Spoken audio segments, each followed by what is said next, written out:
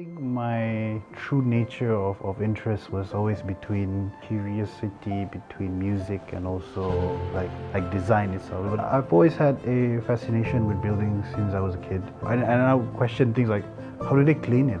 Why is that part yellow? And I would ask these small things, but no one really answers me because they're like, you're a kid. So before that, you never actually thought about being a musician? I think the music has always come in very naturally as well. Like, it was never forced. So that's why the word accidental here is also like a good thing. Because I also felt that when people see us get the joy of what we are doing, they will always feel that, it's so nice to be these people because these people are doing their dreams, they do what they love. People always understand what the finished project is, but they never see like the A to Z of things. I could play the best show of my life today, but last night I was thinking of, I want to quit the band. Yeah. That's such a real thing, and no one really talks about it.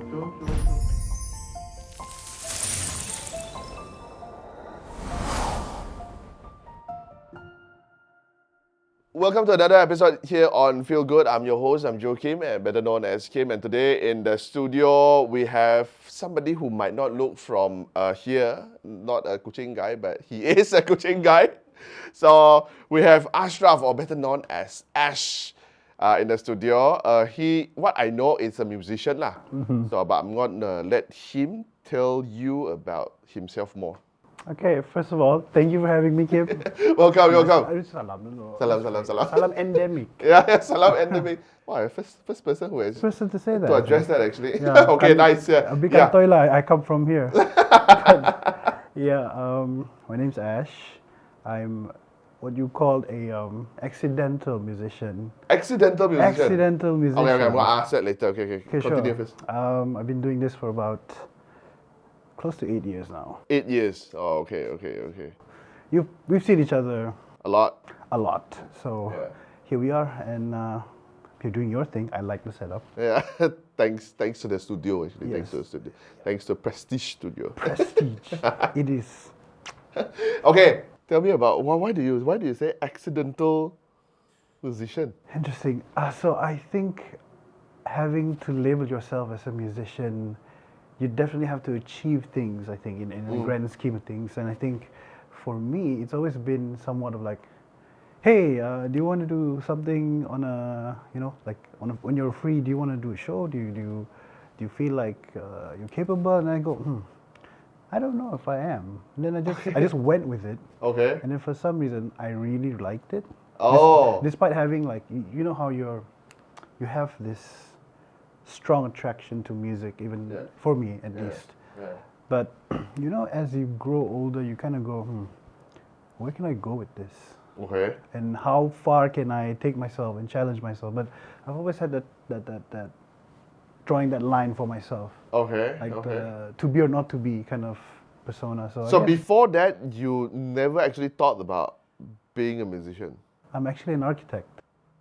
Okay, that is Yeah. your profession or something that you study, right? I studied that. Yeah, you studied that. So I think the music has always come in very naturally as well. Like, it was never forced. Oh. Yeah, so that's why the word accidental here is also like a good thing. Like, there's no negativity towards it. It's more of like, okay, a happy accident. Ah, Yeah, okay. Wow, there's a lot of people who chase their dream, but somehow your dream comes to you. I think people attract good things. Ah, in this okay, case, okay. I guess, I'm done chasing. Okay. Okay, before we go more into your career, your things that you do and whatnot, we're gonna do with something that is to warm up first, huh? Yeah. If you could have a conversation with a musician, not to perform a show. Not a selfie. Not a selfie, a conversation. Sit down, talk to that person. Like what you and I are doing. Yes. Over dinner, dead or alive, who would it be and why? Does it have to be international or local or? Doesn't matter, as long as that person is a musician. Tan Sri P. Ramlee. Oh, okay, interesting. Okay, why? I don't know why I said that, but I think in everything, like film to poetry to music to acting, that's the guy. He's basically paved this like you cannot reach this level anymore in Yeah. today's standards. I believe. Ah, Like he did it in a okay. time where, obviously, you didn't have social media. Yeah. You had very to like little press coverage, I would say. Yeah. I mean, if it wasn't because of Singapore, Parlophone, or these kind of people, Shaw Brothers. yeah, Shaw Brothers, like you wouldn't get like Piramli, I think. Yeah. Yeah. And I think just to sit down and ask him maybe what does he think about What the is modern in his- world? What is his head? Is it? What's in your head, and what do you think of the global climate in music now? Oh, okay. Yeah, because I want to know what's his thought on modern things and probably okay, like, okay. yeah. So Do probably you him. think that if, let's say, you were to have a conversation with him now, do you think, if let's say he's still alive now and still produces music and whatnot, or he still does whatever he did back then, you still think that he can, become, even a bigger legend? You see, it's a very thin ice there. I feel like things used to be way different. Little music, Yeah. film, whatever it is. But in this case, I think with P. Ramlee, I think it's just one of those things where, you know the saying, class is permanent. Okay, Yeah, but okay. I forgot the term. But yeah, what I'm trying to say here is, I think if you were to sit down next to him, apart from just gushing over and it's purely, you'd probably just. I just wanted to be like a normal person and talk to him, because there are still people probably from his era that are still around here Yeah. nowadays. Yeah. But unfortunately, they don't really get that recognition. Probably because they're not Piramli. But I think to answer you, I think he will be more relevant than ever. Okay. He's like the Einstein of True. I do agree that part. But do you think that as an artist, for him, do you think that he's a whole? It's a whole artist. It's like the whole package. Because I mean like as our generation, we know him as a filmmaker, script writer, musician. He wrote his own music. He plays his own music, poetry. It's like, it's quite. the whole package. Yeah, the whole package is not. Yeah. I mean, I'm not surprised if he can draw somehow. Correct. I mean, yeah, I think to have such an all-rounder coming from our shores during a time as well where you're talking about probably the Second World War, First or Second World War, he was around as well when he was doing stuff like post, Post-war thing. pre-Malaysia, like it was Tanah Melayu at the time. So I've always felt I was always drawn close to what he was doing because he really was the showman, the greatest showman that probably Southeast Asia had at the time. Even. Yeah, So true. even like if you ask, I don't know, people from Indonesia, Yeah. they would say, "Oh, we got P. Ramlee, it's amazing." Yeah. You go, wow, true. to that length. Like- But then again, people in the National Museum in London knows P. Ramlee as well. Yeah. So to that extent, I feel like Yeah, he's true. so, in a way, underappreciated. True. Some more back then, like you say, there's no social media, kan? No. But the length of his Yeah. popularity, The extent is like- it's so, It's bizarre. yeah. It's like you have Frank Sinatra, and then you have like, I don't know, someone like Sean Connery, but like you put them in one, and you get like P. Ramlee. Probably P. Ramlee, but Yeah. it's crazy. Crazy. It's also my girlfriend's gonna watch this and she's gonna laugh at this, but there are still a lot of movies of his that I actually never watched. I know his songs, I know how he look like, I know how he sound like, but then when you actually watch the movie today, you still find that movie is actually still good. Still funny and It's still funny, relevant. yeah, still relevant. I think the word here is inventive. He invented like this idea of being funny. Yeah. That you kind of, it can go, it's a double-edged sword, Yeah. You could go really well, or you could go really south. But for him, it was always like, Now I remember his Kutu Babi punya jokes. Correct. So, yeah. So I enjoyed, Do Re Mi, the film Do Re Mi. Kutu Babi. Okay. Not too far, but it's kind of sad that actually how his ending be lah. I mean that part maybe a lot of people don't know, but yeah, that is for me actually something sad about him. It's heartbreaking. How his ending. It's heartbreaking, yeah. Yeah. I mean, he should have lived well. Yeah, I feel like he's the original, if you had to have like, not just Tan Sri, but like if you were a sir knighted by the queen, he's at that level now. Yeah. True. But like I said, too bad he get the Tan Sri after his. Yeah, and then he doesn't even have royalties to his songs. Yeah. It's sad. He don't get to enjoy. And I did read somewhere they're trying their best to reclaim all of his songs in movies. Okay. Yeah, but it should have been done when he's still around. I don't know. Spoiled milk, yeah. I mean, it's sad. Okay, I'm gonna end this first question with. It's actually sad to actually know that when he passed away, family actually have to borrow money to do funeral. Correct. Which is, I mean, it's ridiculous. Yeah, I mean, it's a legend. We're But talking national treasure. Yeah, that end part was such pathetic. I mean, so sad. Yeah, he built somewhat our entertainment empire. Yeah. And to see him being like, Yeah. to have this like The end is like beggars that. can be choosers persona and just leave. Yeah. It's sad. Heartbreaking. It's sad. Okay. Second question. Tell us about your ongoing projects and upcoming ones also. Okay, so my ongoing project right now, for those who are watching, I'm releasing a mini web series called Rings. Yeah. It's short form for the Republic of Incredibly Gifted Sarokians. Oh. Yeah. Okay. So The first one is already out. no, the first episode will be out on the 31st, which is this Friday. Oh, okay. I dropped a trailer, a really short trailer, but essentially it's me fooling around in front of a camera, not in the way you think, but me interviewing local artists, bands, or individual artists, and it's essentially not just a music show where I get them to play their music, but I give a bit of twist. So because there's 4 artists, I get each artist to do like a Russian roulette and cover each other's songs. So let's say there's 4 of us in the room right now.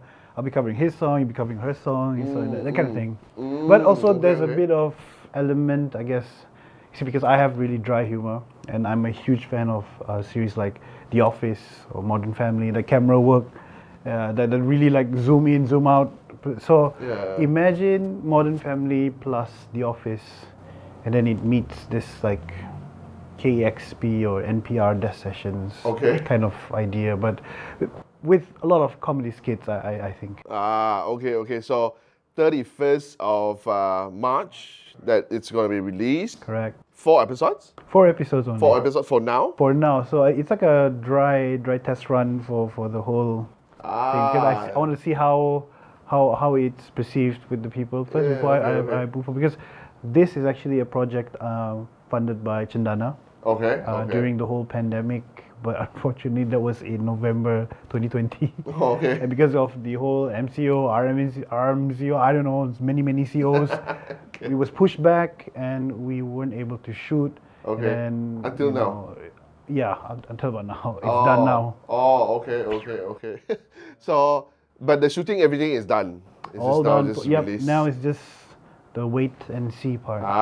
Okay. So 31st, then a week later is will be episode 2. Consecutive episodes until episode 4. But I think in the future as well, we're going to release all these individual music videos of the whole episode, because the episodes are like around half an hour long. So I don't think anyone wants to watch that long of content if it's draggy too much. So I'll probably release music videos like probably after the episode drops. To keep it alive, Okay. I'll probably do like an episode breakdown of each and every one. Then what about future? Where do you see that? Or do you want to just see how the market perceive it first, then you decide what to do next? I think for now, I'd like to delve into something like what you are doing actually, something like a podcast slash I guess just talking to people, just to discover what or how incredibly gifted Sarokians are. And I think there's a lot. Too much, if you ask me. But in a good way. It's a good kind of problem. So apart from music, I'd like to probably interview, I don't know, a magician or someone telling horror stories. I don't know. I wonder who. Wonderful. Okay, I do agree on the part whereby we do have that kind of talent, and it's good if, let's say, you were to tackle that. I mean, again, I do not know, but whether have you actually studied and look at, not, I don't want to say Sarawak lah, huh? Just say Kuching. Huh? We actually don't have that many podcasts, don't we? We don't. Right. I mean, it's very like saturated as well. Like you don't really see if there's like a common group of people doing a podcast, it is just them. And when I look back, I just feel okay. We probably need to step out of the limelight and probably open our doors to a bit more openness. So you just mingle a bit more. I think. But I'm sure there's tons out there that we probably don't know of, Kim. We are hermits, man. We don't really go out, do we? Nowadays, I mean, do you go out nowadays? Not really though. Now you mention, no, not really So though. then again, Yeah, true. Okay, too much studio time, so probably it should. Okay, what about upcoming ones? upcoming one. So for rigs, I think it's just that for now. Okay. Then you have the podcast idea. Podcast idea, yeah. Okay. For our band, I'm in a band called Murkut. Yeah. For those who don't know, it's a sape / traditional modern sounding band. There's 6 of us, and now we are gearing up. We're trying our best to land more shows. We are doing a few big dates. Can't reveal just where yet, because it's still in negotiations right now. But if we do get it, you heard it here first. So that's about it, man. You have that ongoing. You have the podcast ongoing. Band is gearing up for big dates. Anything else? At the moment, That should fill up 24 hours per day already lah. Yes, it is very taxing, I would say. Apart from my day job, it is. You still work as a. I don't work as an architect now. Okay. I'm actually in furniture design. Oh, okay. So I do that, and that takes up like 9 to 5 of my life. Wow. And you have like the whole band and. I legit thought you actually, that whatever you just told me, that is your day job. No. Okay, you have. It's not enough to pay the bills.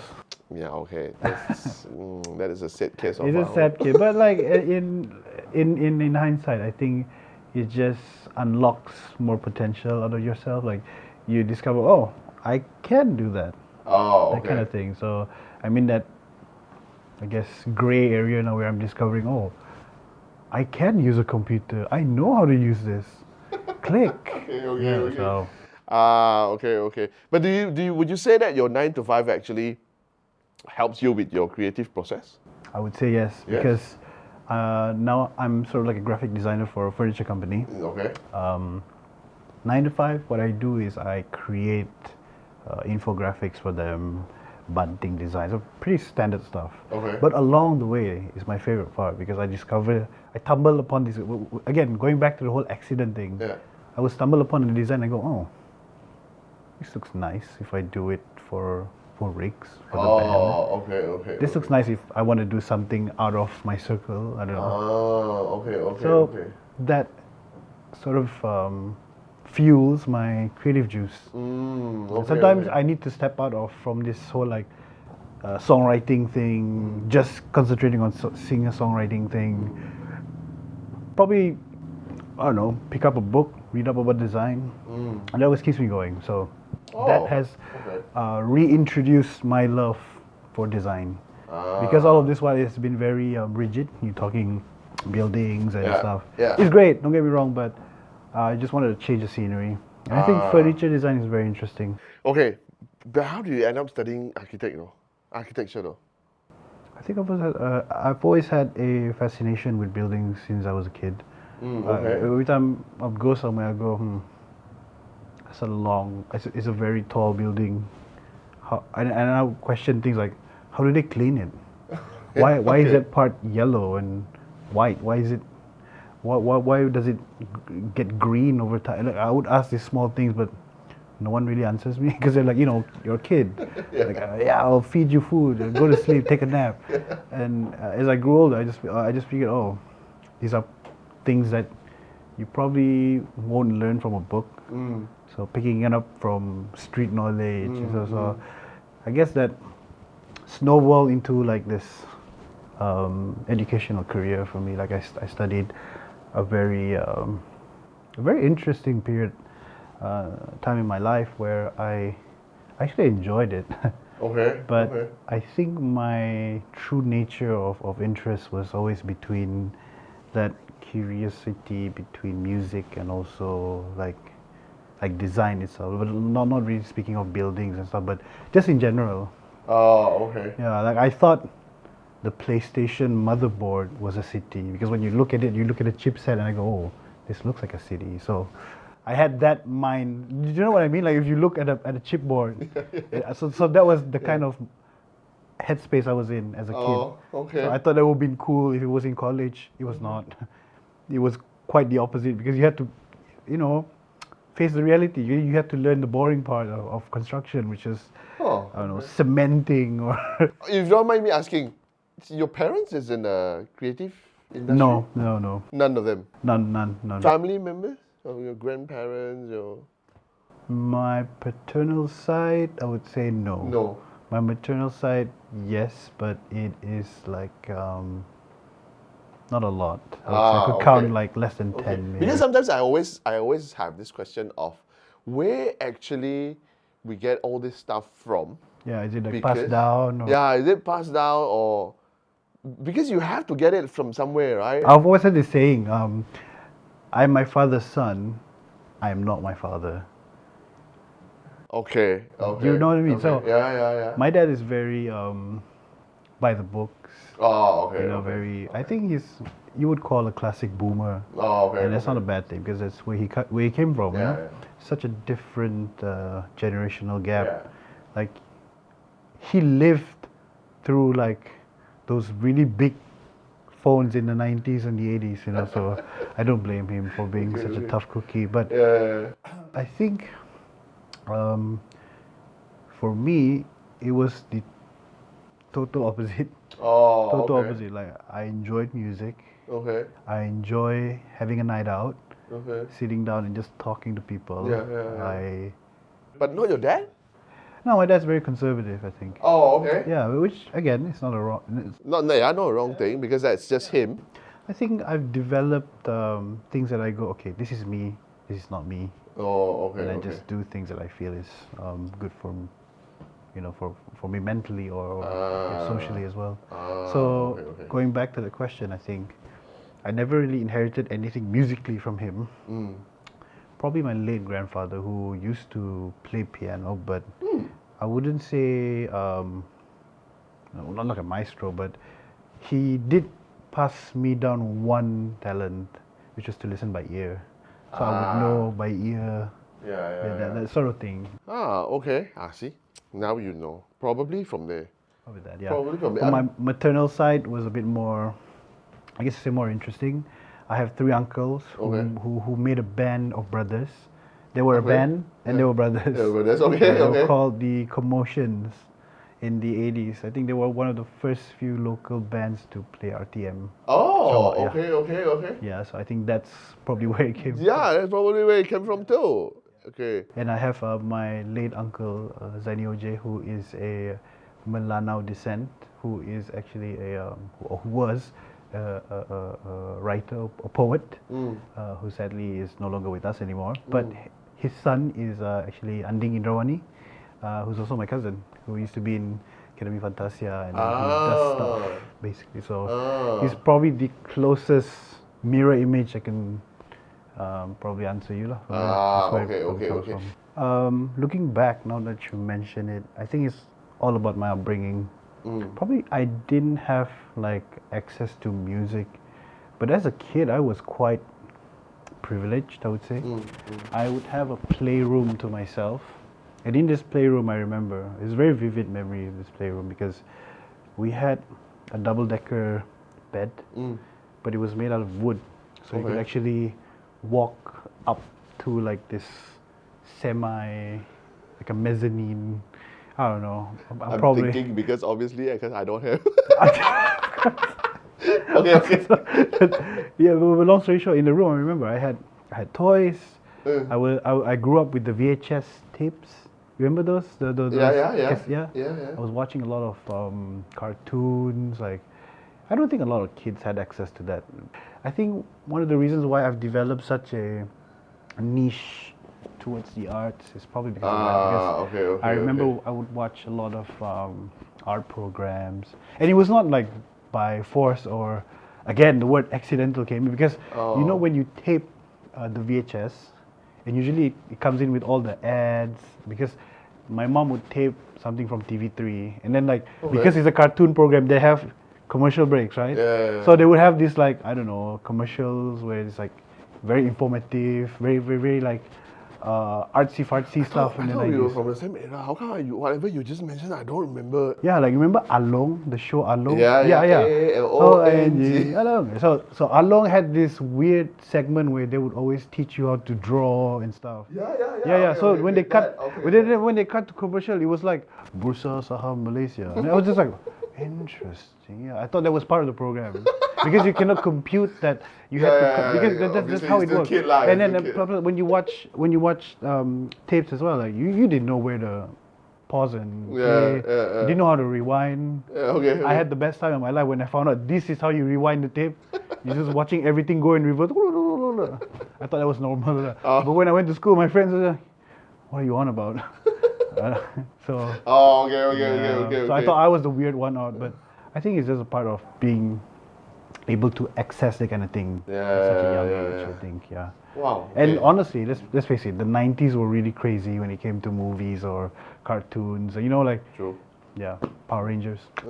True. Oh, talking about Power Ranger, do you know that it's the The reboot? Yeah. I saw The it. reboot. I'm ready for the campiness. Okay. One of the line in the trailer was 30 years in the making. I'm like, fuck. Don't remind me, please. Which is my age, by the way. And I went, depression is real. Oh, okay. Oh, no. Talking about if it's your age, then we are way past it. Not way past it. We passed it for a couple of years, and okay, all right. A bit too long. Okay. Actually, you have told us about your music background, right? Accidental, and that is actually how you start. But how did you actually from there? You like kind of like how do you actually decide to like, hey, let's start a band and let's move that direction? I've always had this direction in my mind that I felt, okay, I think I want to start a band because it's part being naive, but at the same time it was very ambitious. I still want to sell out stadiums, arenas, Okay. with 4 or 5 people that I trust with my life, like a band of brothers. And I think because that gym was just so like huge at the time, I think it was just very like a brain fart moment for everyone. So it never got, I would say, serious up till about probably a year into making the band, where when we sat down and we went, where do we want to go with this project? We're just going to be like a band that comes together when we have a show, or when we like put it one step ahead, where we practice almost every night till our fingers have blisters or something. Okay. So I think we always understood the gravitas of having something like a traditional instrument in the band, because you are carrying somewhat of an image of where you come from, and in music it reflects by how your songs are, how it resonates to the crowd, I feel. And when every time you hit like a certain note or certain recognizable song and people know that, that's when I realized, okay, we mean something to someone. Okay. And if it is for someone who is still hurting and we can heal it, I'm so happy. Okay. So you still want to sell out stadium? I still want to do stadium tour. Screw it, I want to play in space, wherever. Yeah. Throw me anywhere. If your dream is not big enough, then there's no point. Dream, right? No point, right? No point. True, legit. I still think that way also. Correct. Yeah. Mine although it's. What is yours? What is your? I want to do a voiceover for Netflix. I want my voice to be on Netflix. So I can go back and tell my mom like, hey, I made it. Netflix. Yeah. I that lah.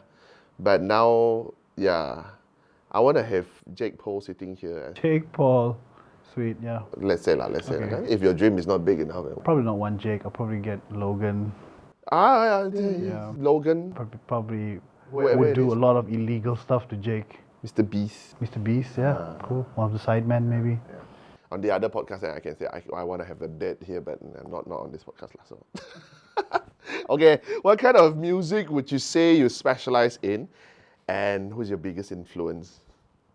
Or you can say the band lah. You can say the band. Just now you already kind of told us that. This is in the tangent of Piramli as well, but he's not from Asia and whatnot. He's actually from the UK.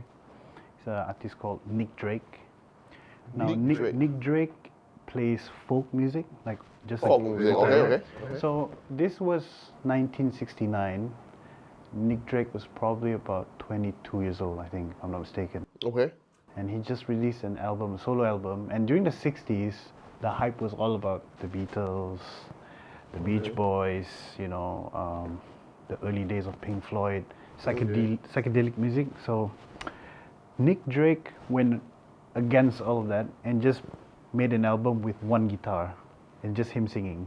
Like something like a Bob Dylan character lah. Oh, okay. But his was a bit more interesting because he didn't use any particular standard tunings. Even until this day, people will call it the Nick Drake tune. Because that's just how he plays it. It's like an open G actually, but it's more, people know it as the Nick Drake tuning. Okay. And when he released his first album, it got horrible reviews. Like, what is this guy trying to do? What is he?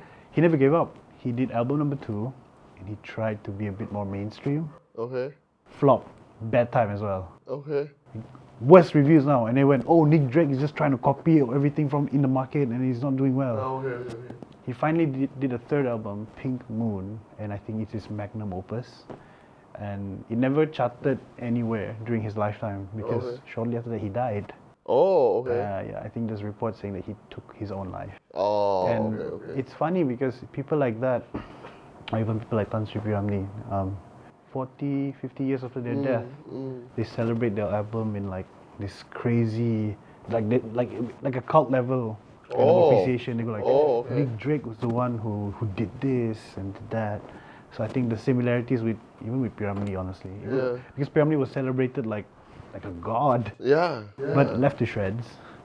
And then Nick Drake, I think, shares the same very, let's say, tragic lifestyle. So I think I would answer your question by saying I love folk music. I think that's always been me, writing folk music. But as of late, I think I've just been rooting back to a lot of the 80s.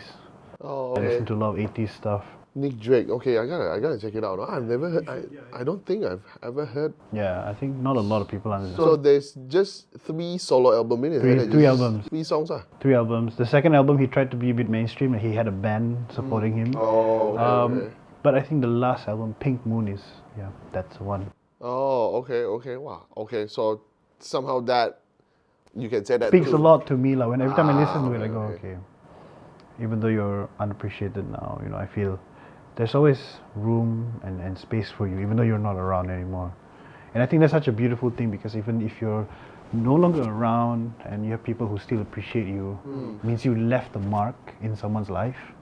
So that's going back to music. I think that's what I really want to do.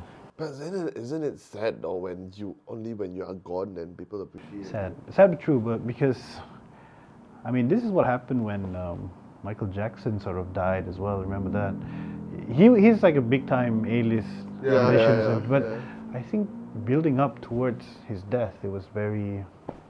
First of all, it was unexpected, and then it was very just out of nowhere.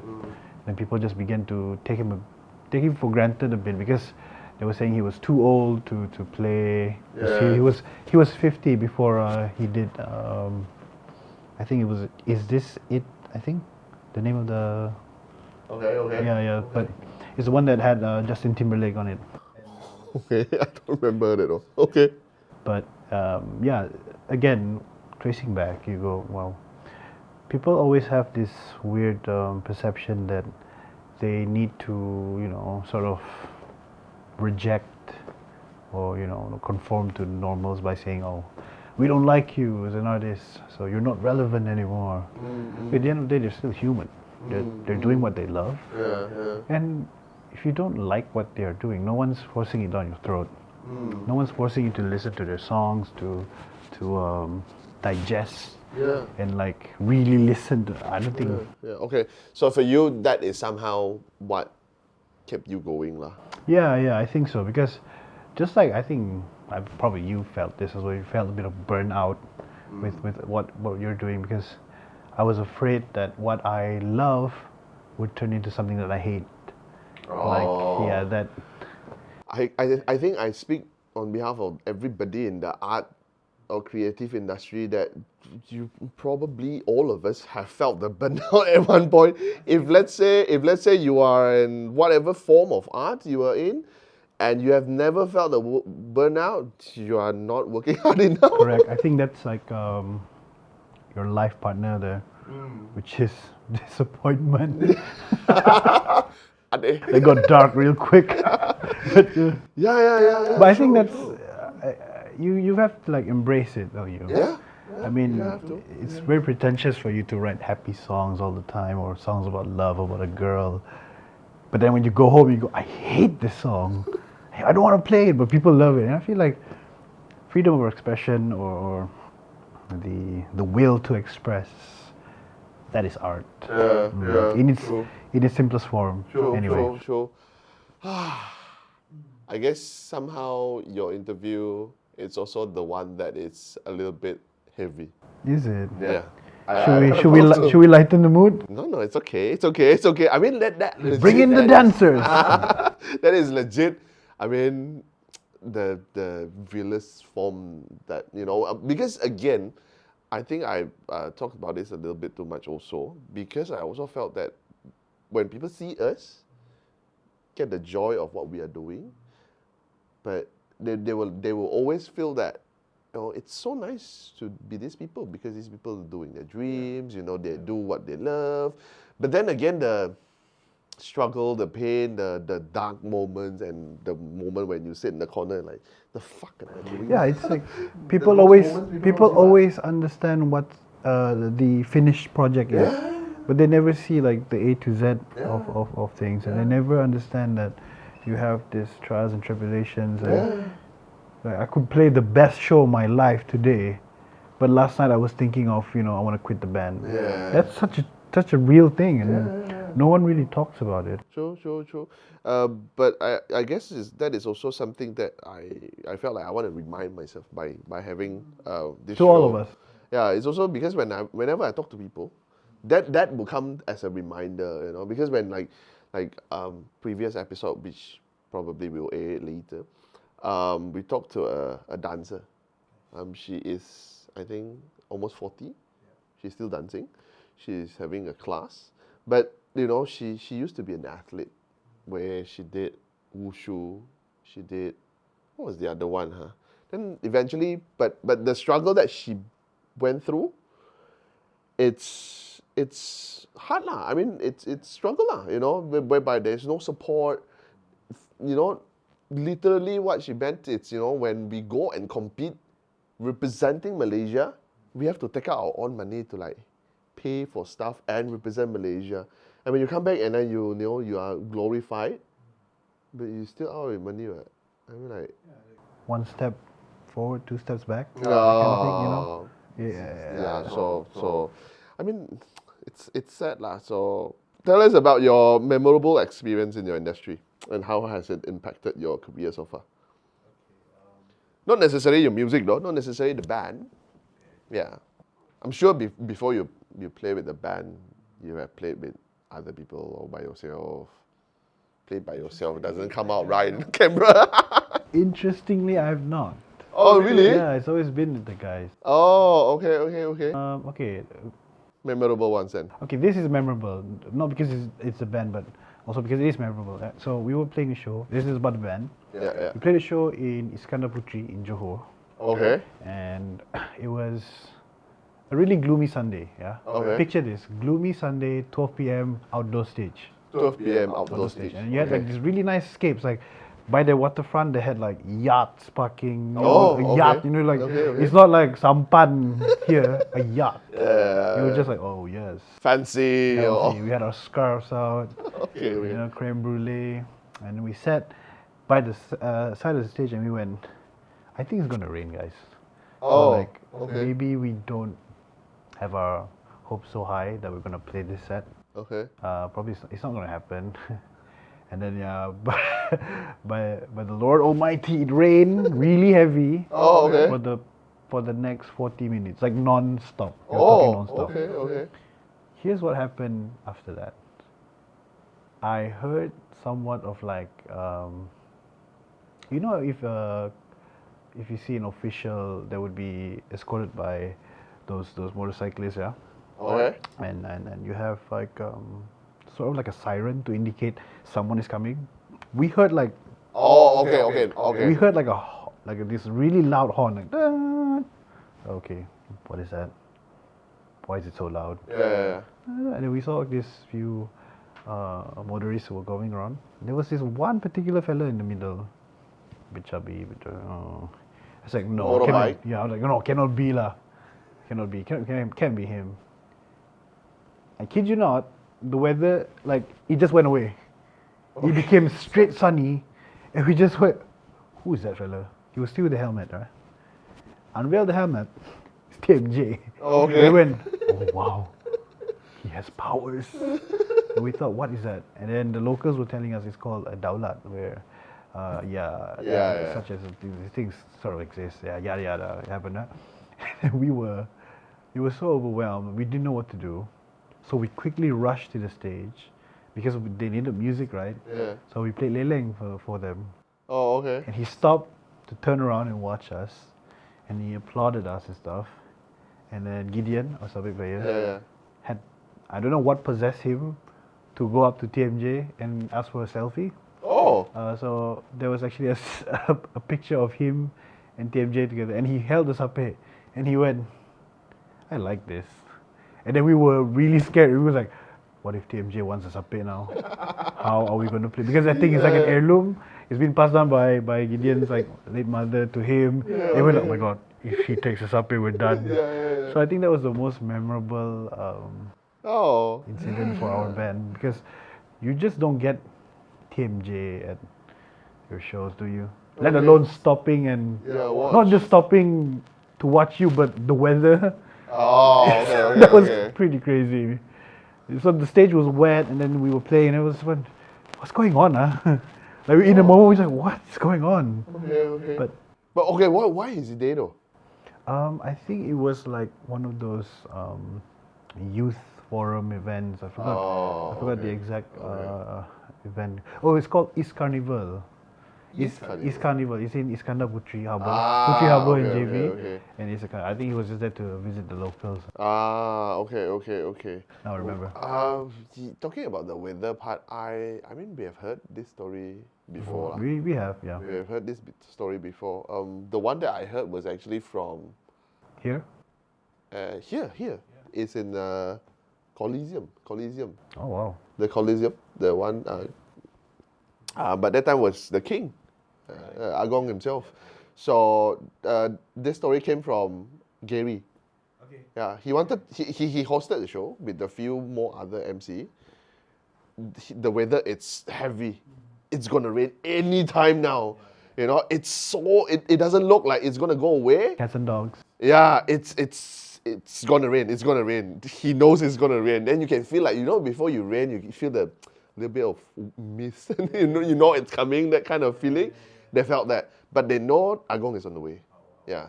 The moment, like you said, the moment you hear the woo, Yeah. the moment he came, Yeah. it's kind of like the sky just split. Yeah, it's like a curtain opening, you know.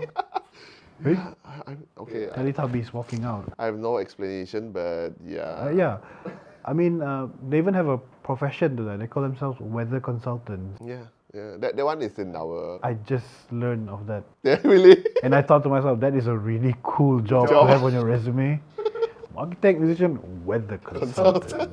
But it's weather consultant though. They it doesn't sound okay. One, it doesn't sound dodgy, as in I rent stopper. It's not, weather consultant. Yeah, you don't get income tax as well. Yeah, okay. But do you know what is the cool part?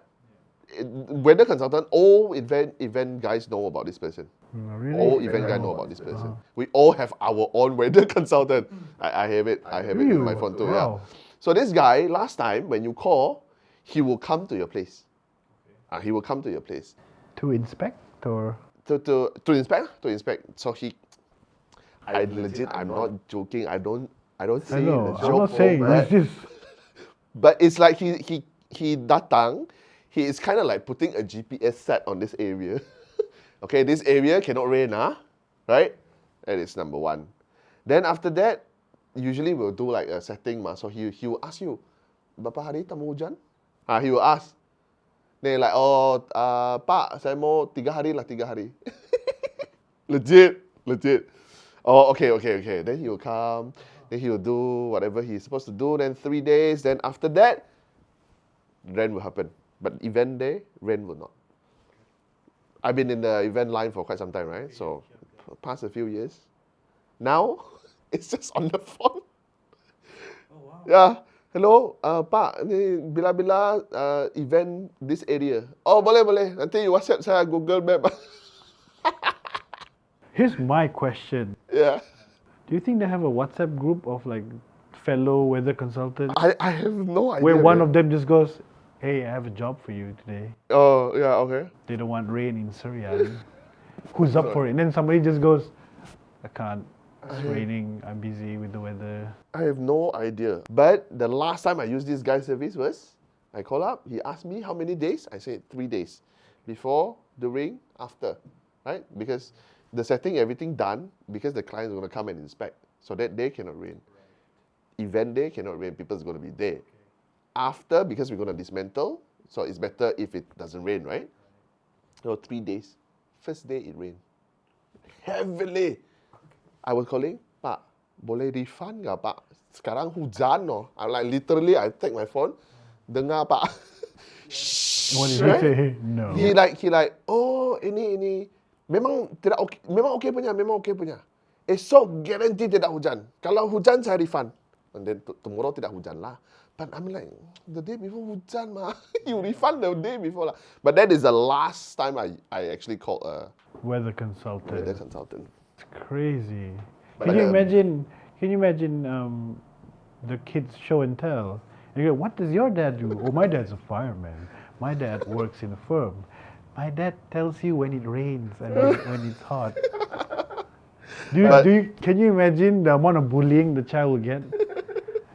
Say it again. My dad is the weatherman. Yeah, but then later the dad can send like one spot of rain just on top of the kid. That's how you know it's bad luck. Yeah, that's the story of it. But when we have these numbers also, some of the names are saved in Bahasa Melayu. You know what is it called in Bahasa Melayu? Bom hujan. Bom hujan. Bom hujan. It's not called peramal cuaca, so luckily lah. Peramal cuaca. That is weather consultant, makan. Wait, how do we go from music to weather consultant? Okay. Jumping here and there. Okay, talking about technology again. Do you guys now use any platforms or tools that you think? Yes, the rain consultant. Technology, lah. All right. He sends the song to the sun. The sun hates it, so it gets rain. Unless there's a music consultant that way also. Ooh, you know what? I would actually You pay good money. No, you know what? I would try and pave way, become a pioneer in this. But I assume because it's Kuching and Sarawak, a lot of people probably inga with me, so probably not down the road. But it's an interesting prospect. You can sell the Borneo. You can sell, correct. Coming with huge piercings as well. Still look authentic. True. Make another tattoo here. But yeah.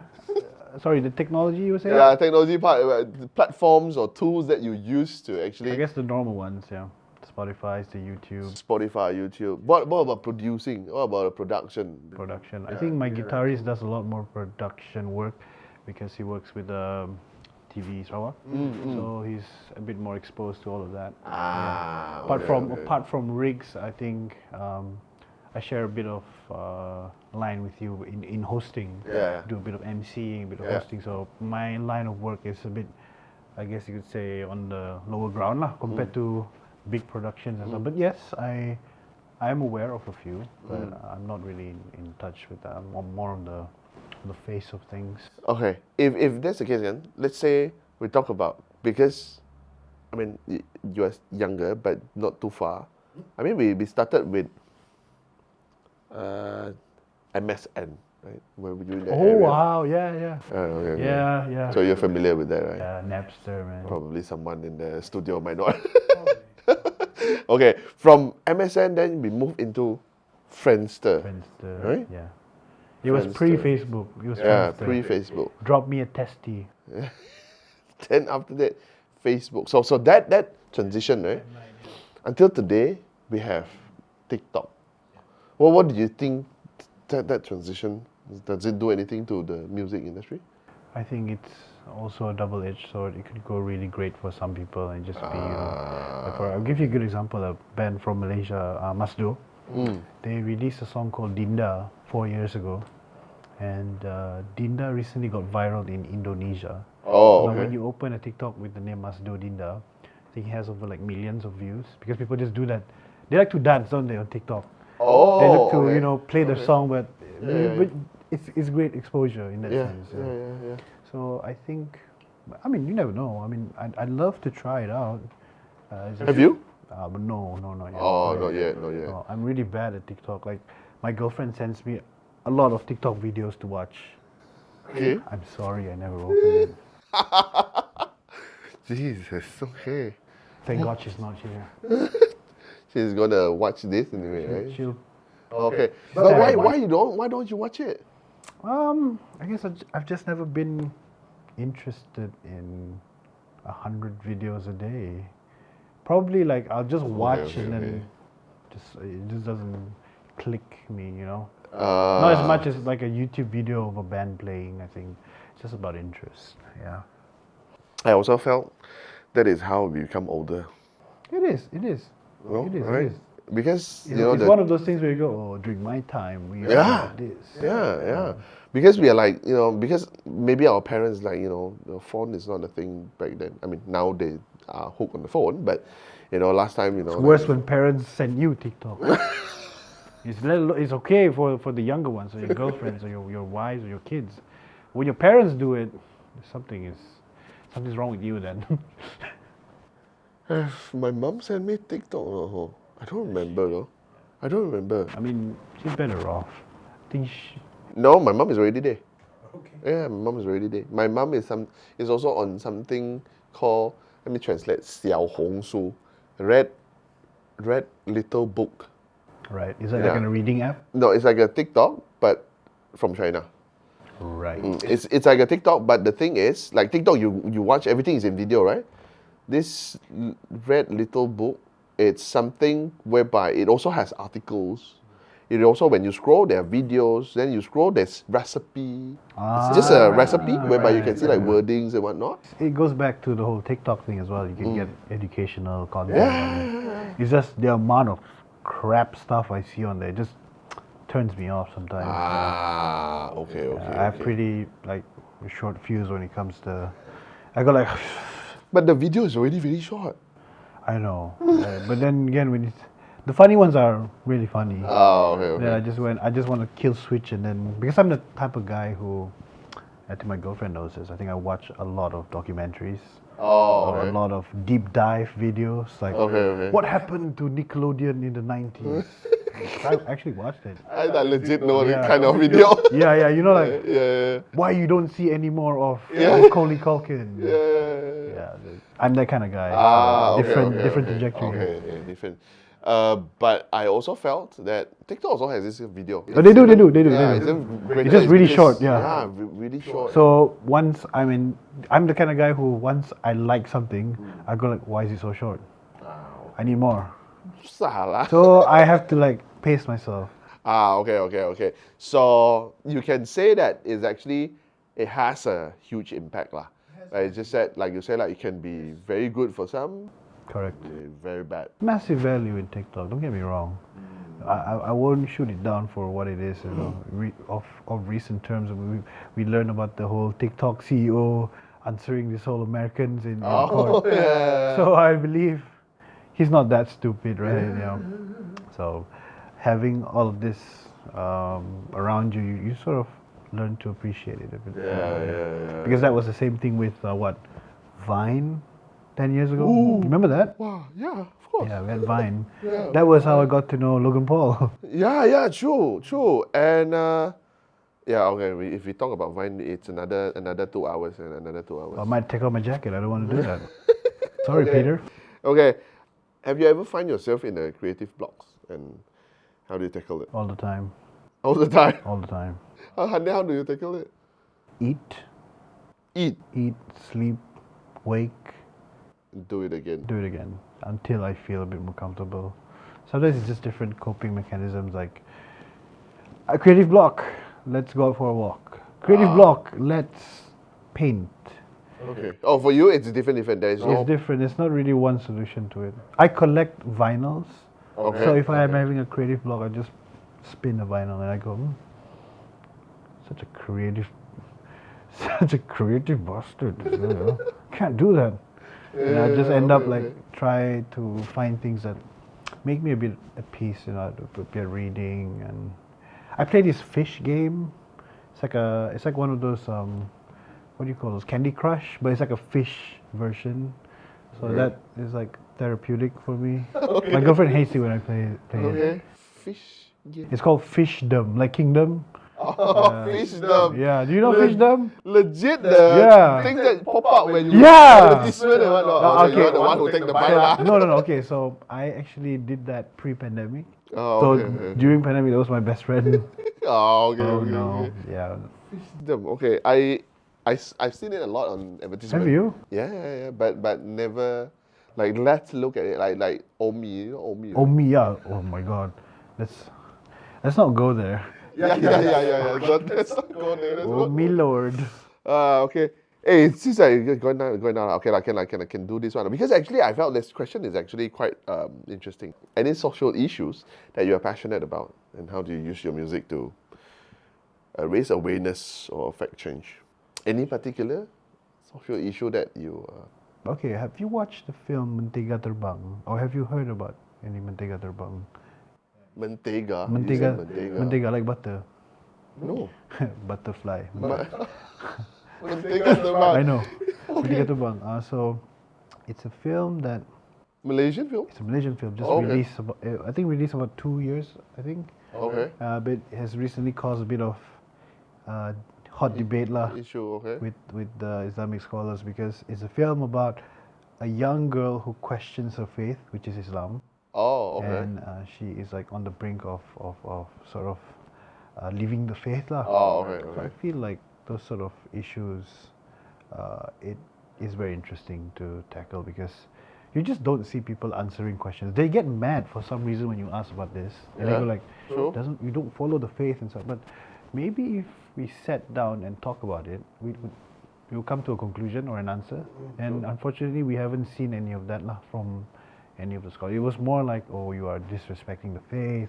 You are, tarnishing the name of Islam." And I feel these things are real. Yeah. I have friends who are, quote unquote, murtad already lah. They're no longer. Oh, they okay. proclaim themselves to be, Oh, okay. And while it's sad, I would also like to understand why. You know what I mean? Like, Yeah. just because I wouldn't say I'm a pious person, but I still pray and I still believe in the God, in my religion and stuff. So for those who are the disbelievers and stuff, I feel I'd like to understand you a bit more, because the key thing for someone like this is just to be understood. They're always painting themselves as them who are misunderstood. But at the same time, if you're going to be misunderstood, but you're not going to let anyone understand you, what's the point? And I think there needs to be a bridge there, from both sides. Like Yeah. one party has to let people understand them, the other party has to be a bit more accepting, but also at the same time be willing to talk things out. So I think those are some social issues that I've seen, especially in the music scene. I've seen a lot of this. Oh, yeah. okay. Yeah, but probably not on our shores. In the West, I have a few friends. But those are interesting topics, by the way. Yeah. Because not only are they controversial, they're sort of like a rude awakening of our youth's system nowadays. Like they're brought up to say things are okay when it's not okay. Yeah. And I think they have this. Chris Rock said this in his special. He said selective anger regarding Will Smith. Yeah, I think that is so true. This whole woke culture having selective anger on some issues. So I think something that needs to really be addressed, because if not, it's just going to be worse for our future generations. So do you plan to write a song to actually? Probably not write a song. Probably, I don't know, write a play, write a book, or some. I think it'll be much more interesting there. Probably could be a song from that book. Yeah, but I think on the whole spectrum, maybe. I wouldn't be opposed to the idea lah. It got really heavy, Kim. We need another 2 hours of this. Part 2. Okay lah. Peter's with his bag already at the door here. Sorry, Peter. He's leaving. He's giving me the death. He's giving me the death stare right now. Last one before we call it off for the episode lah. What is your feel good? I think I'd like to pay tribute to my late great-grandfather. Okay. His name is Tunku Bujang. Okay. You may or may not have seen his name around in town because he used to be our second governor in Sarawak Okay. in the 60s and the 70s. I guess in a way feel good factor that I always got from him was always to be disciplined. It was always to think of others besides yourself. So that keeps me, that gives me a bit of hope in what I do, and it gives me the feel good energy that I need to keep going, because sometimes I like thinking of things where it's not about me. I like knowing that I've made someone's life happier apart from mine, because it keeps me going. Hey, it's good. Think about others apart from yourself. It's the biggest lesson I learned from my ancestor. When we met each other, it's all about fun, putting out a show, right? Then I only get to see you this Here and there. part, and then you get to see me this part only. Correct. But now when we sit down and talk about a lot of things, and A lot of can of worms, Kim. Can of Kims. before we close, your social media page, where people look for you. No one's gonna click on that. Don't lie to me. In case you want to click in case they want to click, then they know where to click lah. Click on things anymore, Kim. They just swipe. Lazy people. Okay, thank you very much. Why the laughter only happens at the end of the show? Thank you very much to Ash. Hopefully whatever happens in the future is all good for you. And yeah, after that, if you are downtime, remember what your great-grandfather used to say. Think about others, not yourself only. Correct. I'm Kim. Thank you very much for watching. This is all for this episode. Ciao.